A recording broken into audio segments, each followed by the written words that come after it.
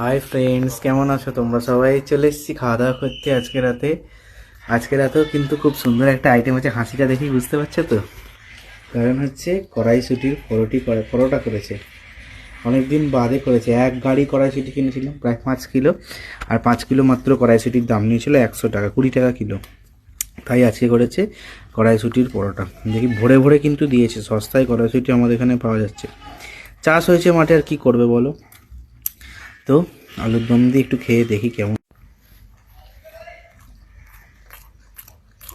শুধুই ভালো লাগছে,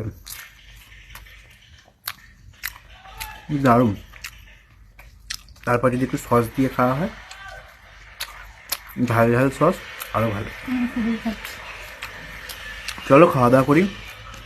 তোমরা রাতে কি খাওয়া দাওয়া করছো অবশ্যই কমেন্টে জানিও। ভিডিও ভালোকে লাইক করে দিও, আর যারা নতুন আছো চ্যানেলটিকে ফলো করে দিও। আজকের মতো গুড নাইট, আবার কাল দেখাবে। টাটা।